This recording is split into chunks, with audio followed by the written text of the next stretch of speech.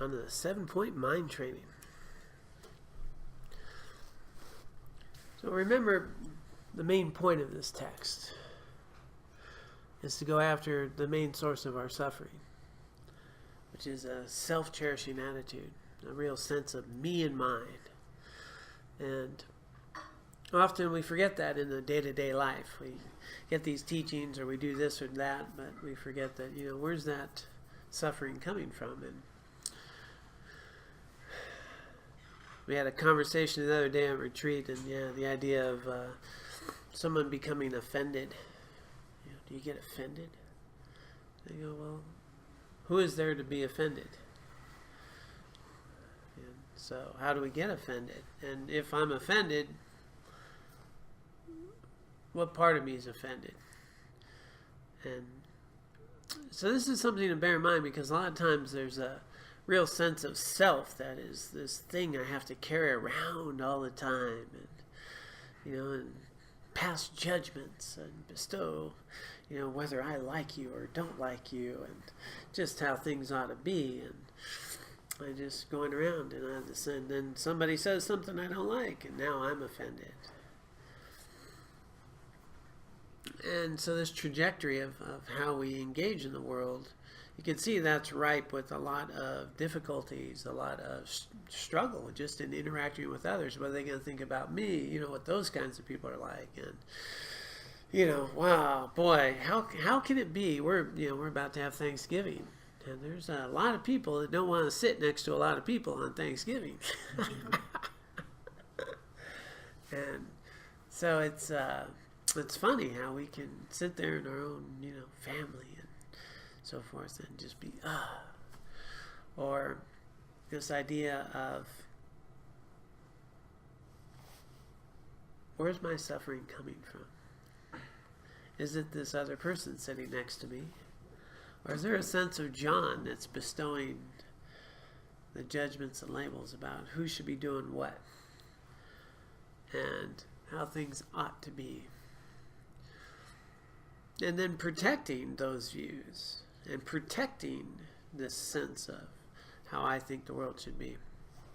So we can see there's obviously a lot of room for banging around and bumping into others and, getting hurt or angry or frustrated. And those are all these mentally afflicted states that arise from a sense of John that doesn't really exist inherently.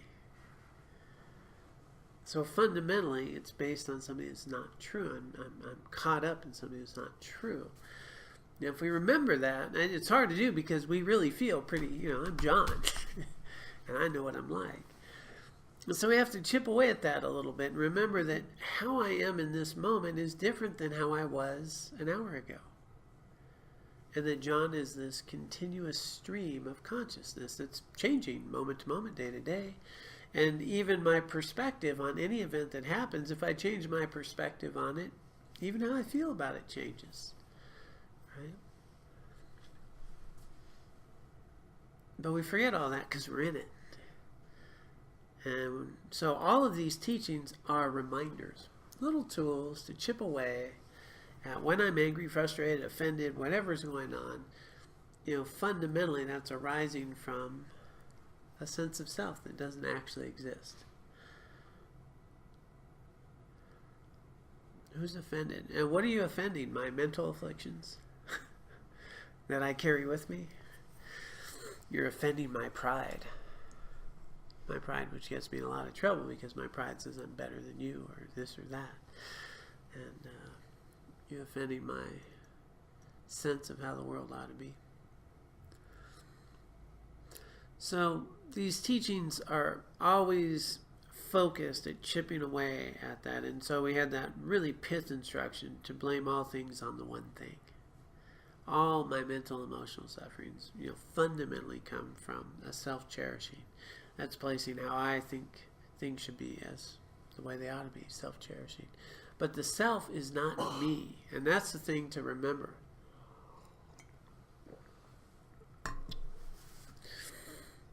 That I am not my anger. And that's kind of this catch. When we get the self-cherishing, I'm clinging to my anger, I'm clinging to my pride, I'm clinging to something. But that's not really who I am. I'm this awareness that gets angry, this awareness that gets pretty happy, this awareness that finds some contentment, that, but that's changing all the time. I'm not the actual contentment, I'm not the actual anger. I'm this flow of awareness that is experiencing these things. And if I can distinguish those two, then I'm going to start to realize that this sense of self, of identifying more with the awareness, is really where I'd like to rest. And I don't need to defend the mental afflictions or the momentary ways I experience the world as though there's some inherent me to them. They'll come and go, right? My anger comes and goes, my offendedness comes and goes, my happiness, momentary, comes and goes. Those are all come and go, but there's something that is experiencing them, which is much more of what we want to identify with. And those things come and go. And this consciousness that we get to rest in can observe these things and can more skillfully interact and let those feelings inform us rather than trap us, imprison us, cause us to react. After a while, we can really start to see how everybody else out there has got their view and their afflictions and their wants and desires, and I've got mine, and we're interacting and we're interrelated, and what's the most skillful way to interact with someone or engage in an activity without being really attached to how I think things ought to be, as though I am the all-divine creator of the wondrous universe and how everybody should act. So this text is about really attacking that faulty way of living. And we're at this point where we take these pledges or precepts. We're at point number 6 of the 7, which again isn't, they're not rules, they're not, this is how you need to be. They're suggestions. If you took this advice, you might suffer a lot less. Check it out. And so there's tools to try out, see if they are helpful. And so that's where we are. We're on the 6th point. We've gone through a few of these pledges. And we left off on abandoning poisonous food last week, which isn't actually food, but a lot of times our practices can raise our sense of pride and ego, and that the very practices that are supposed to chip away at it, well, we can develop some spiritual pride about that. And now I'm turning this practice into a poison food, and it's actually increasing my identity. I'm a Buddhist practitioner, I'm a this, I'm a that, and I can meditate so long, and and all that. Maybe I'll get my cool meditation shirt with points on it or something, some stripes. And, or show off my mala, because my mala is really worn down, man. I've been doing some prayers here. See, it's all flat going down. I used to have this old monk. He used to always, whenever I saw him, he'd grab my mala and say, "Let me see what the mileage is on that." Checking up, see if I'm doing my prayers. Yeah, that's pretty funny. So that's that idea that our practice can actually, if we're not really paying attention, can increase a sense of self, and so that's the opposite. That's the poisonous food. And so our new one here is to not devote ourselves. Do not devote yourself kindly. Do not devote yourself kindly to the central object. And so, in this case, the central object is our own mental distortions. Our central pillar. So our mental distortions, anger, frustration, resentment, these things that arise. And what they're saying there is don't really be too kind to them. Because we can't. What's a little anger now and then? A little lie right there. No big deal. And so, obviously, as we're engaging in life, we're going to have mental afflictions, and we're going to say things we regret. We're going to do some things that aren't very skillful. And a lot of times we go, well, it's a little anger, it's a little resentment. Or I might say something and kind of not too flattering about someone and go, not perfect. And they're saying, don't go easy on that.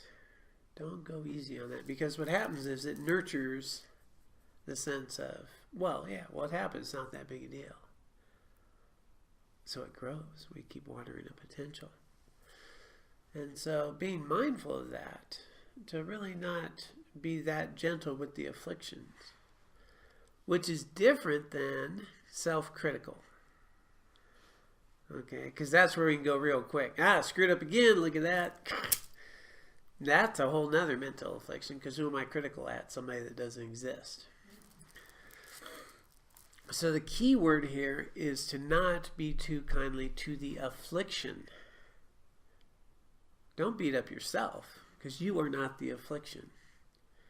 So if I lose my temper or I get angry, I could not rationalize the anger and go, that's inappropriate, not helpful. But I'm okay. I'm going to try not to do that. So I'm not beating myself up, but I'm also not giving a pass to the mental affliction. So it's a fine line, because you can see where you could pretty easily go, there I am getting pissed off again. Man, I suck at this. But I'm not it's the mental affliction that we go, there I am getting upset again.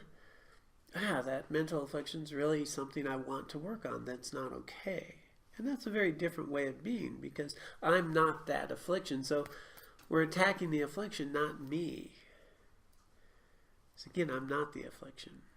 But I'm not giving a pass to it too and just going, only human, what do you expect, But I'm saying, no, the anger's, I really want to work on that. I want to be more patient the next time. And so we can realize that we are a work in progress. But the affliction's not okay. That I'm working to get rid of the affliction. So as it arises, notice that's not healthy, unskillful. Boom. Going to work on that. As opposed to, it happens. Well, that happens. Not perfect, only human, Going to happen more.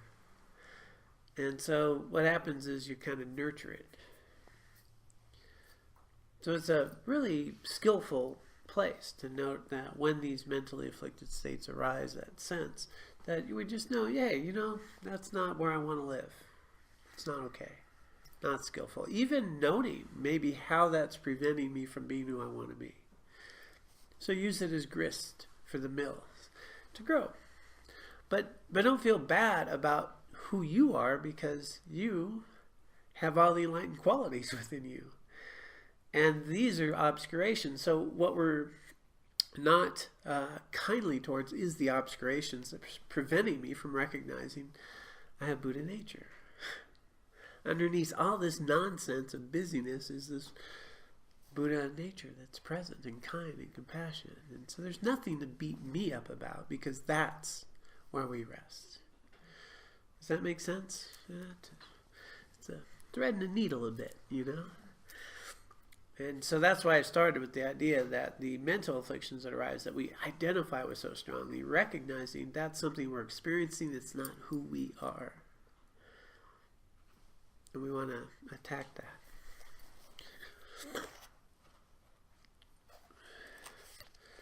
It's kind of an obscure translation. Do not devote yourself kindly to the central object.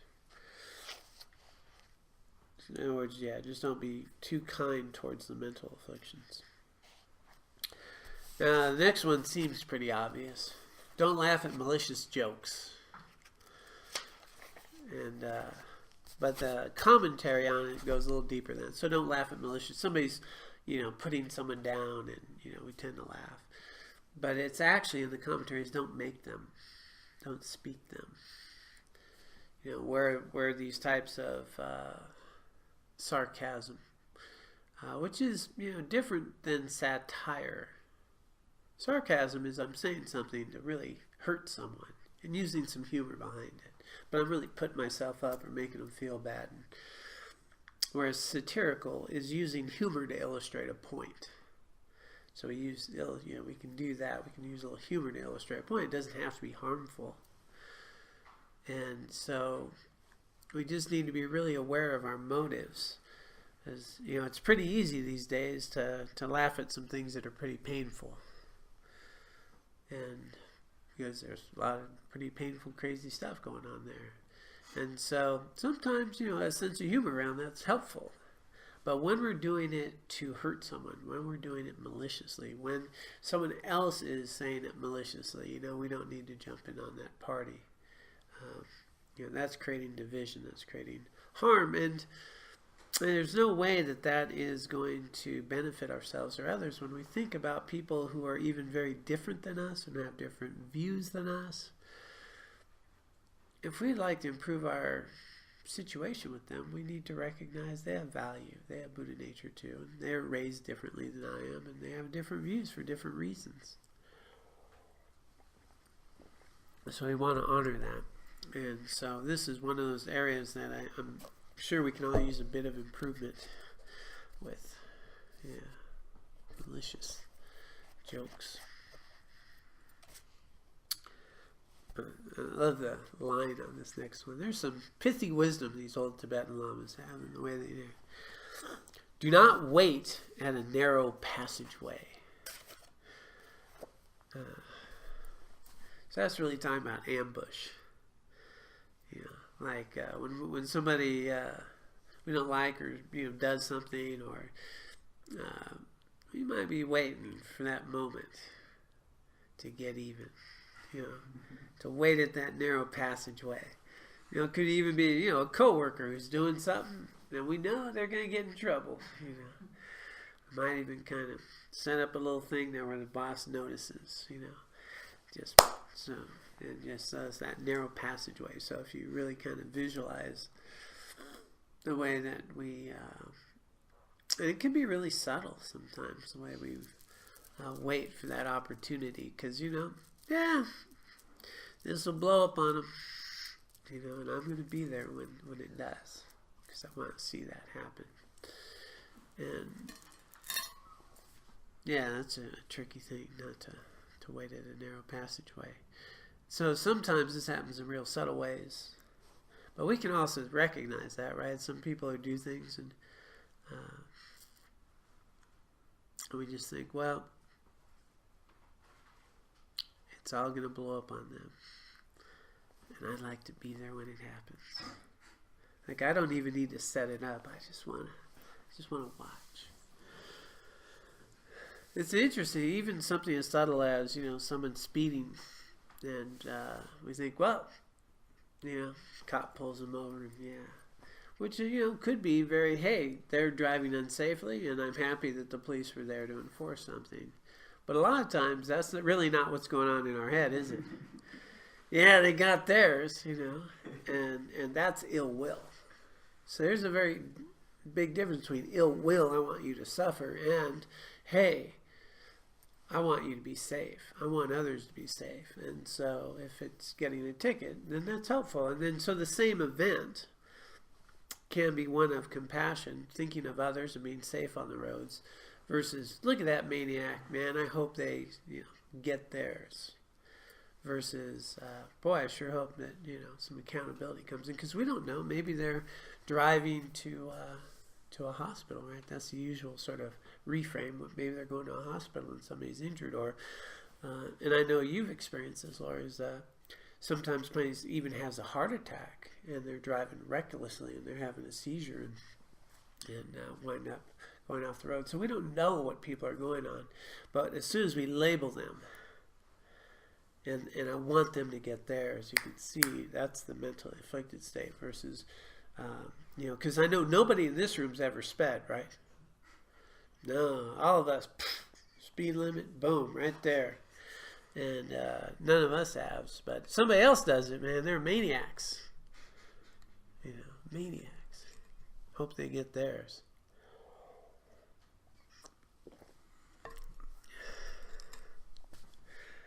It's funny how the mind works like that. Yeah. So this idea then of noting how our mind will sometimes go towards ill will, wanting someone to suffer, as opposed to compassion, which is what? Wanting to alleviate suffering. And we can hold somebody accountable for a behavior out of compassion because we don't want them to do anything harmful or hurt others. So we set up a boundary, there's accountability, and it's done out of love. And parents know this all day long because, when we have boundaries with our kids and, eat dinner, then you get dessert, and, all those types of things that we do, well, we're doing that out of love and kindness because we want our kids to do well and be healthy. That's compassion. And so even a punishment isn't designed to make suffering, and punishment's designed to help correct a behavior, usually, hopefully, if it's constructive. Because that's all parents do, is the constructive, healthy opportunities to transform our attitudes. Yeah. So if we take that look in the way that we interact with others, is it ill will? I want them to suffer, or is it really coming from a place of compassion? I see that they're mentally affected. I see they're confused. I see they're acting in unhealthy ways. How can we, deal with this behavior in a constructive way so that, everybody's a little bit better off? So it really comes from that spaciousness. When I taught high school, a lot of times kids would act up a bit, and, it was a pretty easy thing going, we want to punish them, or we want to, write them up, or we want to, have them stay after, whatever our thing is. And so generally I'd have to have them step outside for a minute and just, hey, outside, get the class back going. And sometimes I'd forget they were outside. Eventually a kid would say, you going to go talk to Jamal out there, or Jimmy, or whoever it might be? Oh, yeah, right. And you go out there, and, they're just waiting. They're just waiting for the teacher to, stick that finger out on them. But a wise teacher of mine, a mentor, said, you can talk to a kid, the first thing you do is compliment them sincerely, authentically. So I'd say, hey, what's going on? Normally in class, you're, whatever, you're normally attentive, or you're doing this, or, as just a sincere compliment about who they are, a quality about them that's authentic, not made up, but clearly authentic. And now they're shocked, like I'm not yelling at them, and I'm recognizing their value. And then I'd say, what's going on today? And it's like, Mr. Bruna, and then you'd find out something happened. And we don't know what happened in their life. We really don't. So many times I'd be sitting there and one of their siblings is in the hospital, or something happened there, or, something. So yeah, they're acting out. They'd share that. Now we have a conversation.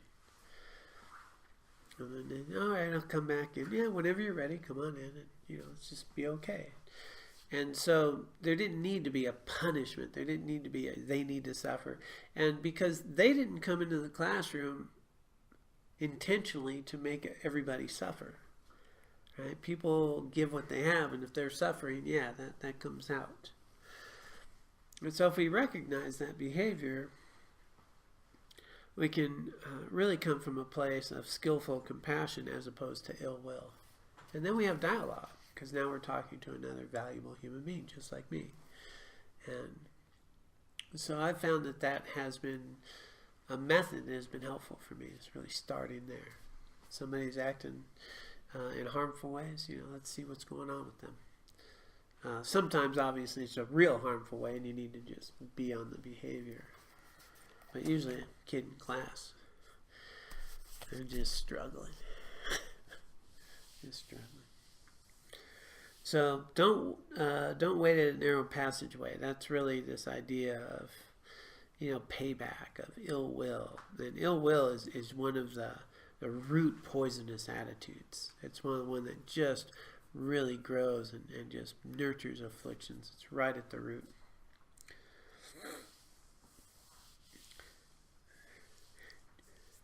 Do not load the burden of a zoe on an ox.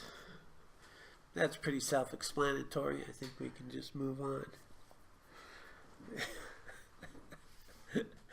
So, I'm not even know if I'm pronouncing it right. The zoe. It's a cross between an ox and a yak. So, it's a sturdy, strong beast, basically. Yaks are pretty strong. So, an ox and a yak. So, it's a strong. So, we don't put the burden of a zoe on an ox. So the zoe can handle a lot.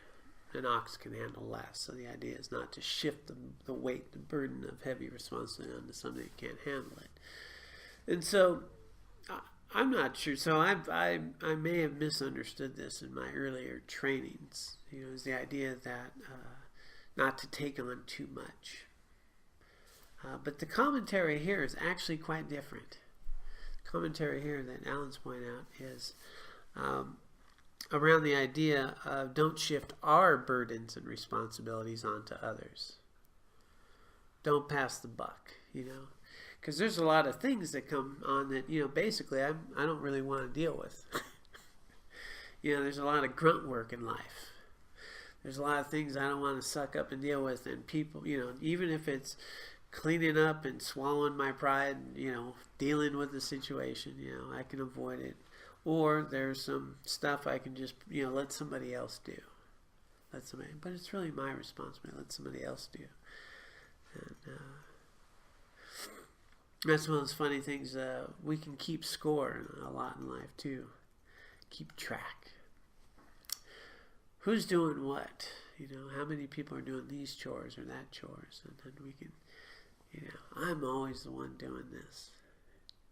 Then we can even build this idea of resentment over very simple tasks in life. So here the idea is that we really want to be accountable to our own opportunities for growth and the responsibilities and abilities that we have. Now, there are some things that we are not capable of, and we shouldn't take those on. So there's this idea of capabilities, responsibilities. And so, the short version here is don't pass the buck. Right? Don't pass the buck. And be able to engage in our activities. Fundamentally, the big change in life happens from engaging in the slow, tedious activities of life. Not all the cool stuff.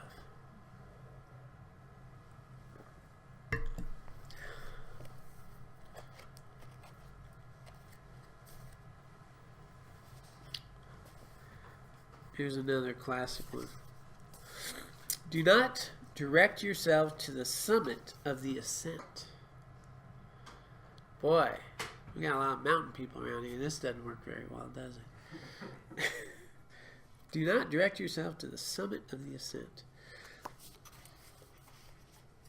So the context for this within the mind training is don't put yourself in the limelight. Don't always take credit. Especially if you're collectively working with someone and you're doing group work, point out what you did or take credit. And the idea is to stay out of the limelight, be more humble, be a team player, be a part of things. And when we take credit, what are we doing? Building up self-cherishing. We're building up the things. It's okay to do our part.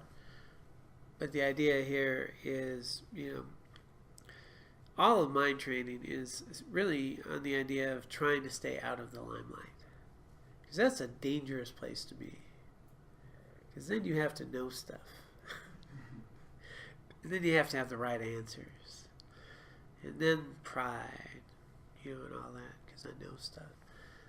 So whether here in this context it's really talking about, the idea that we do many things together and we want to get our credit or even take credit. That was really my idea. How many times have we pointed that out to someone? That was really my idea. Yeah, we did. That's an idea. I really helped so-and-so get their start when they did that. This sense of how I really did these things. And so that people know just, what we have to offer. What am I doing? I'm building up self-cherishing. I'm building up a sense of having others see me in a particular way. And then what happens is I'm attached to people see me in a particular way. I'm the guy who did this, who planned that. And, hey, maybe we can stick a sign on it. Created by John. As though any idea that I gave anyone wasn't given to me by other people or hasn't been thought up 1,000 times. It's kind of like, sometimes people will create their own yoga flow, as if they're yogi masters who've been doing, probably all these things a bunch of times, or create, my guided meditation. Like people haven't been doing this for, thousands of years. And so we created something, So the idea here is that we want to avoid, really grasping on to, claiming credit for and taking the limelight and being there so people know who we are. Because what we're doing is decorating our ego, really decorating the ego with all of the brilliant ideas I've had and the wonderful contributions that I have made to samsara and the world of suffering. And so, but it's a good mountain deal here. So we just covered that we don't direct ourselves to the summit of the ascent. All right? We hang out in the valleys of ego.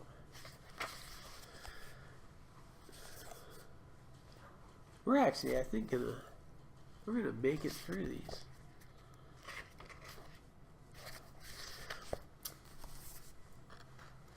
Next one's not very complicated. Do not be devious.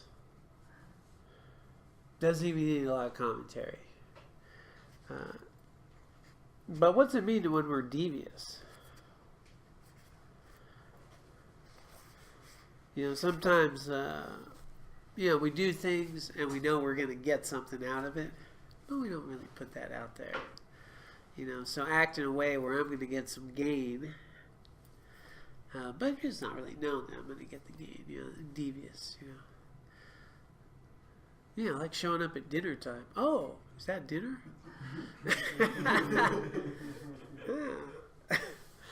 Oh, yeah, 6 o'clock. Wow. Yeah, curious. Smells good. Very subtle ways that we can be devious. And we can be devious about, lots of little things. Well, if I just set this over here and I leave, then somebody else will clean this up. We also get those things. Really subtle ways that we can try to get out of a few things in life. So we have stuff to gain. And so obviously there's big ways that we're devious, and I think those become more clear. But there's these little subtle ways that we can be devious to avoid something, to get some gain, to get credit for things, and find a way for people to recognize this. So the point here is always that whether it's pass, don't pass the buck, don't be sarcastic, don't seek the limelight. The whole point is it's going to reduce suffering, which sometimes is contradictory to what we're thinking. That I'm not suffering when I'm doing these things. I'm getting credit, And yeah, I'm having a good laugh at the expense of someone else, or I get pretty happy when so and so suffers. And so on its surface, sometimes it seems like, yeah, it's pretty cool stuff. And what they're saying is, you're probably going to be a lot happier and a lot less suffering if you don't do those things, because all of those contribute to a sense of self-cherishing. And self-cherishing is really about, I'm more important than you. I'm really more important than you. How I see the world is more important. My family's more important. My needs are more important. And that is at the root of all this suffering. So, these things that sometimes seem pretty subtle, what they're doing is subtly watering a seed that grows into a sense of self that needs to be defended. And creates a lot of suffering. Next one is, I think it's the last one. Nope, two more. Is quite a commentary. It's, do not let the gods descend to the devil. Sounds pretty ominous. Do not let the gods descend to the devil. So there's a couple of levels that this is taught at.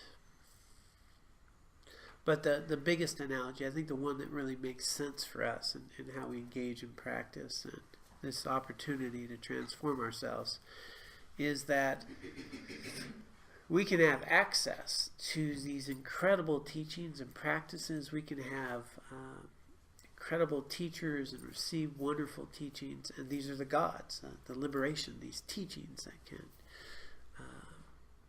transform our lives. And there are sometimes really rare and precious transmissions we might get. There's empowerments that people get. There's sometimes these opportunities to sit with, some lama who spent 20 years, in a cave, and you got to sit with them, and he gave you this little teaching, and it's a precious treasure. And then you know what we do with it?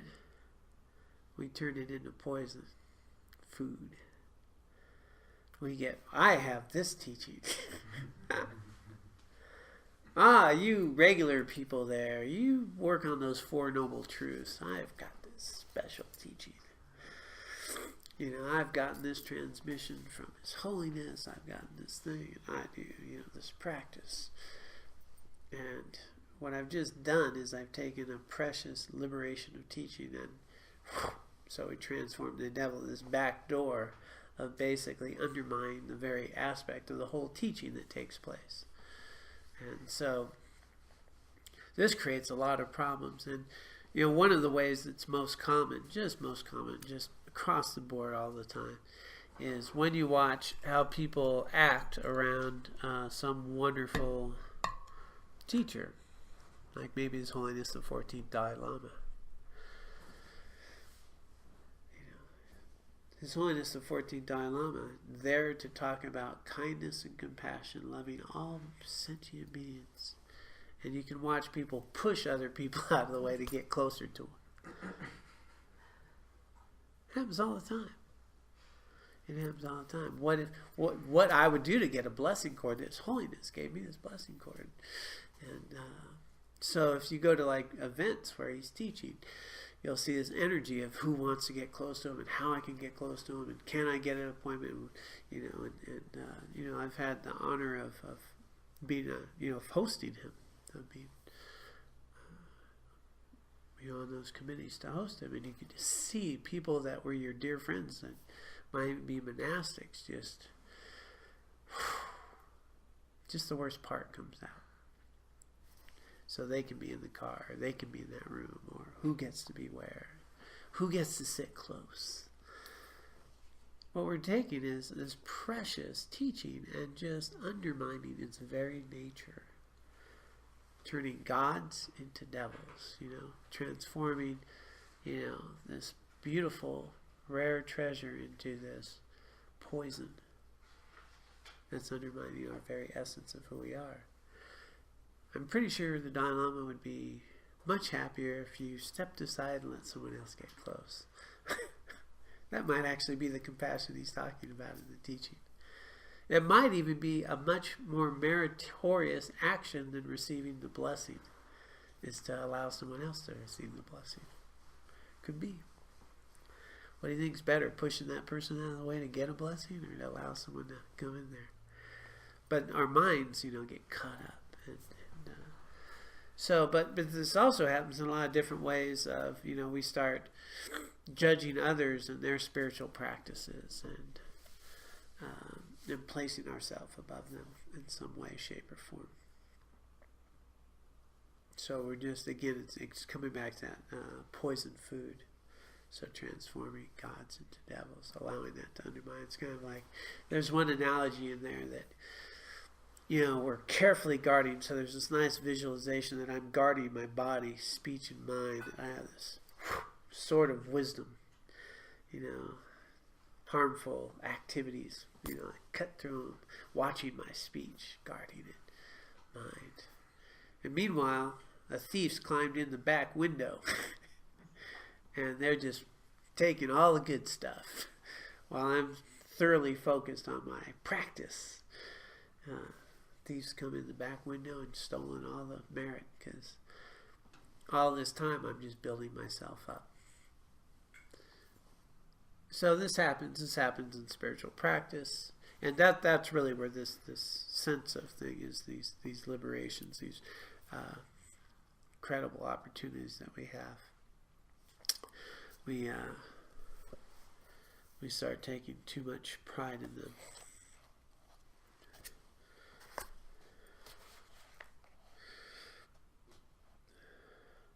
He puts here, sometimes the most profound thing we can do is to meditate on the continuity of consciousness instead of that profound, teaching that so-and-so gave me. And so really the Dharma is about cutting through that self-cherishing. It is hard to be pompous when the reason for practicing is a desire to be free of our own mental distortions.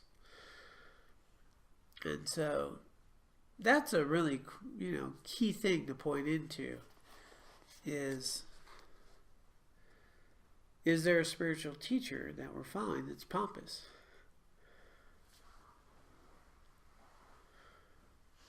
We may have run into a problem. Houston, there is a problem here. When we find spiritual teachers, fundamentally across the board, humility is the way they show up. Humility. You can go to His Holiness the 14th Dalai Lama, and he will give you clear attention and hold you and treat you like any other being and ask what they can do for you. All three of these teachers up here, a full lineage of these incredibly realized beings. Every one of them is humble as can be, without any pretense whatsoever. So those are the things. Now, if they're humble, how am I gonna have some sort of puffed up attitude about what kind of, Dharma teachings I know? About probably that much. About probably that much. Maybe about that much. I don't know. So these are good things to bear in mind, because there are traps that we fall into sometimes. And so I'm relating now to spiritual practice, but do we also carry that into our other endeavors about my abilities as opposed to other abilities, versus just being really sad? Because if you're really good at something, you don't have to tell somebody, do you?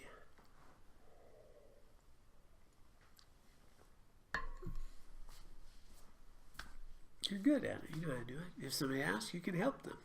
This is kind of what's worked with me.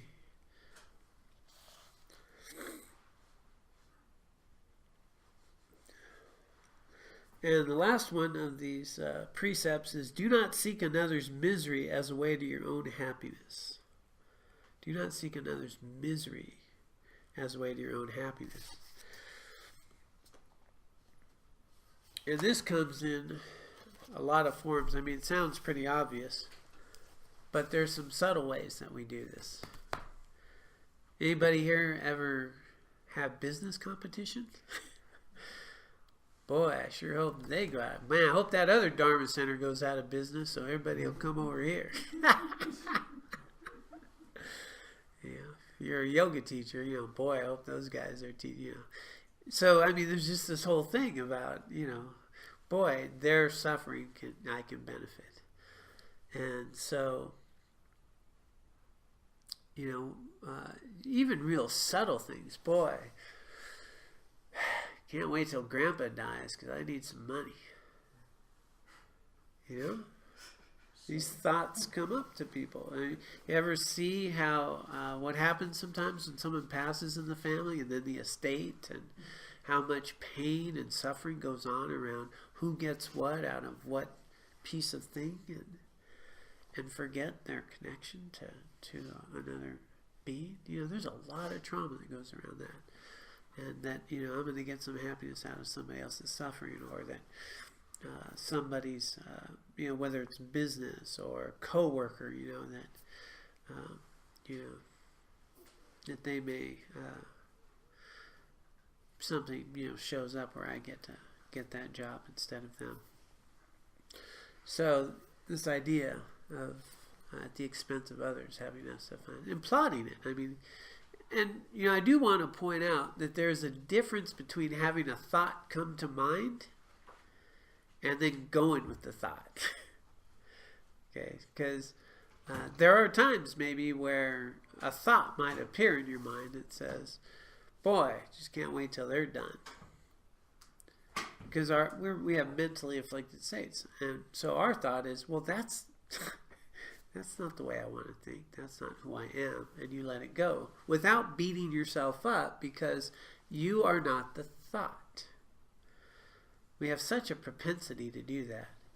Like a thought might arise, boy, can't wait till this is done. And so a lot of people are doing even caregiving to an elderly parent or grandparent, and sometimes it gets teased. And you think, wow, I can't wait till this is over, where that thought may appear. But as we go back to the first one, we don't take it kindly. We recognize that's a mentally afflicted thought, and because we're not thinking the thoughts. And that's important to remember. They just arise. Trust me, anyone who's meditated and you watch your mind, whew, that is a spectacle of thought. And you're not thinking them. They're just, and they're just coming. We try to concentrate, I mean, how many people during our meditation had a few thoughts arise? Right? Yeah, probably had some thoughts arise. But what were you trying to do? I was trying to focus on my breath. So, that's a key indicator that the mind's got its own agenda going on. And so it's habit, and it's producing these things. And so do not punish yourself for the thoughts that arise. Credit yourself for not reacting and rolling with them. That's a skillful activity. Whereas we'll put it in the unskillful quality. Man, look at the crazy thoughts I have.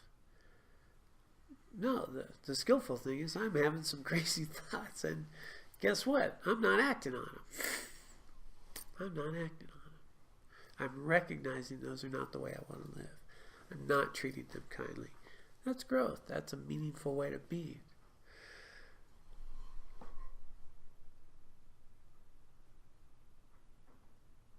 Yeah.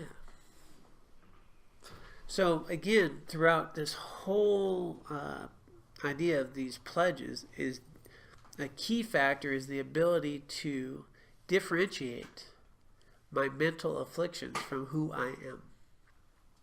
Because I'm the one who is observing the thoughts, the impulses, the habits and desires, the anger, the resentment, and jealousy.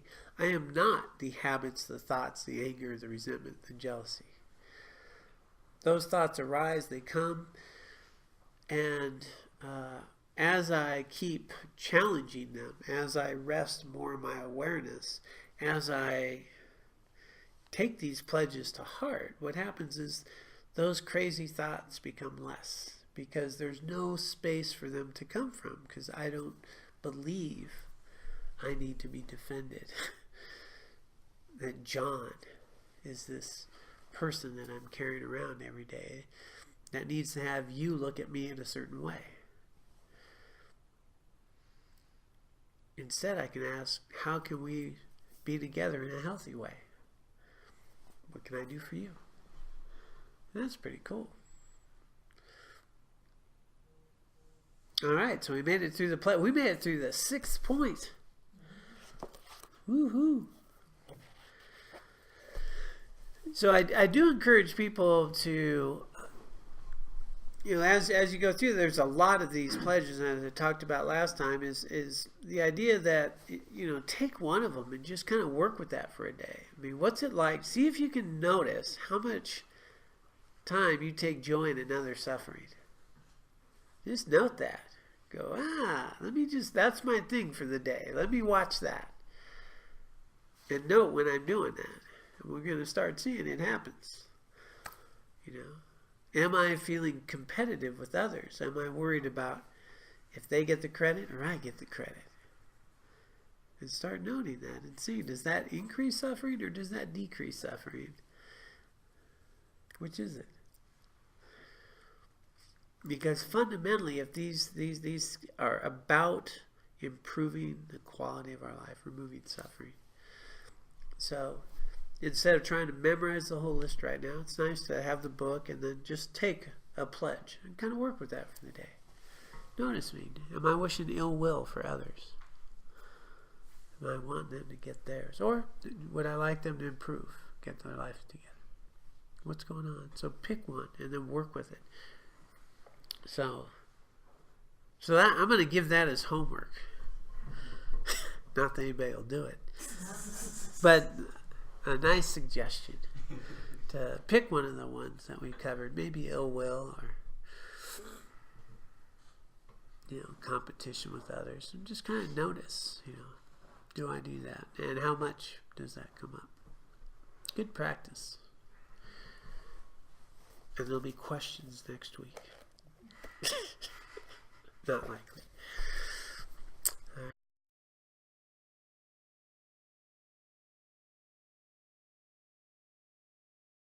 So let's go ahead and do a dedication.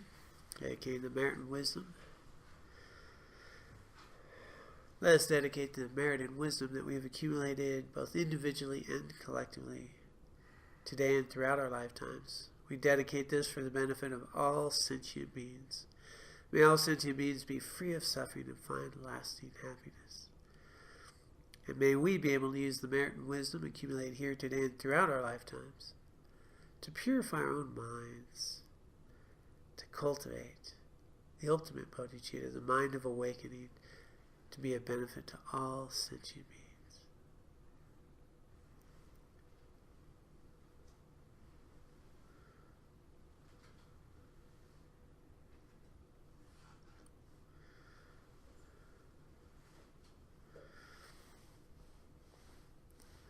All right, thank you all so much for sharing time and Dharma with us today. And thanks for joining us online. Always a joy to have you. And may everybody have a good holiday weekend. Cultivating the attitude of gratitude. All right, thanks so much. All right.